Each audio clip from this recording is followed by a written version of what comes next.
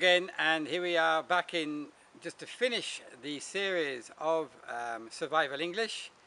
I'm back in my wood classroom at Montello, slightly different position, and the final point, number 5, which we're talking about today, is my favorite, which is the amygdala factor. I'll explain if I can. First of all, what is the amygdala? Well, here, there's a design. All my graphics are designed by myself to avoid any copyright infringement. So my design with the arrow pointing to this little part of the brain, it's about that size, and it sits in the middle of the brain. And this is called the amygdala. So I think in very simple terms, this little amygdala part of the brain, this was an instinctive, primal response to fear. When confronted by a predator, the amygdala was determining the reaction to this fear. As I explained maybe in the introduction, there were 3 reactions controlled by the amygdala. The first was to fight. The second was to turn around and run away. And the third was or is to freeze, that is to block. So now what scientists have apparently proved is that when testing people in a second language and scanning their brain reaction to situations, confronted by a real situation where somebody is talking to them, there's a total block due to the fear factor, the amygdala factor, or the amygdala effect. So let's explain a little bit about the amygdala. I am obviously not an expert on the brain or on this subject, but I did go to an interesting seminar by a very important linguistic professor who recently discovered that this amygdala effect in language is a proven scientific motivation for people having problems with production, or to have problems with barriers with listening, but most of all with speaking English. Now this freezing is common with animals as well as primitive man. In the animal world, there are, I think, many, I'm not an expert, but I can think of different classic examples where animals freeze when confronted by danger or fear.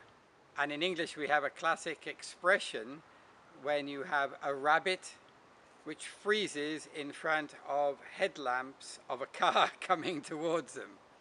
Eventually, I hope the rabbit runs away, the second.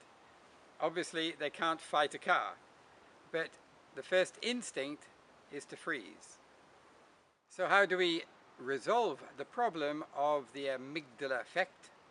That is, how do we break this block, or how do we, as teachers, help you students to have a technique or method to resolve this block?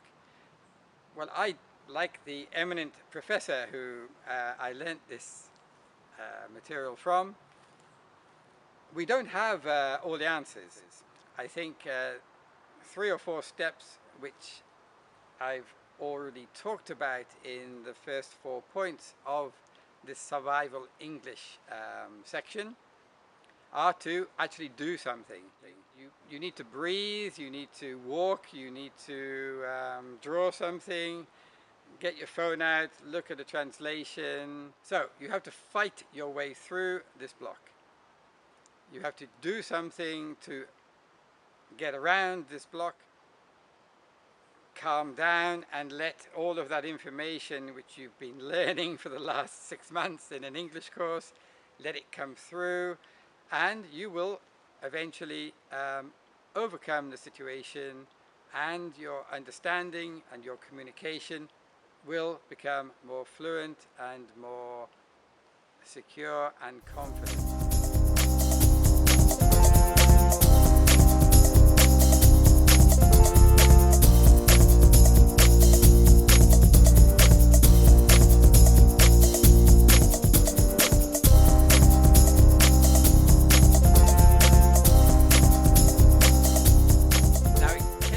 My mind, a very nice example of the amygdala factor in a mother tongue British person, not a second language, but it's the same effect. There is a very popular series, international series called The Apprentice on British television and also in America. It's a real TV situation about very young, inexperienced business people competing for one place or one opportunity, business opportunity, and they have to confront a group of extremely experienced business people. In England, it's Alan Sugar. He's also Lord Sugar. In America, it was Donald Trump. And these people are quite frightening when you are in front of them. One fantastic episode when they are interviewed by 3 very, very experienced businessmen who are employees of Sugar, or Lord Sugar. They do try to frighten these contestants. It's an interesting thing to watch. How very, very confident people in their own language, in front of the fear, these people who are interviewing them are like predators. Sometimes they freeze. They certainly have a big problem with their communication, and I think most of them would choose to run away if it was an option. Okay, so the amygdala factor, the amygdala effect, that's it. This is the last of the 5 points, and in the survival section I will be publishing more specific videos regarding particular situations where you need to have some sort of strategy to be able to resolve problems.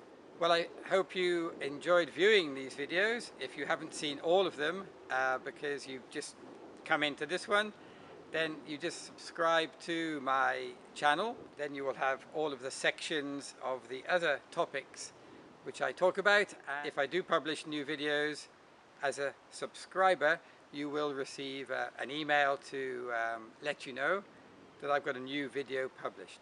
So thanks for watching, and see you in another video.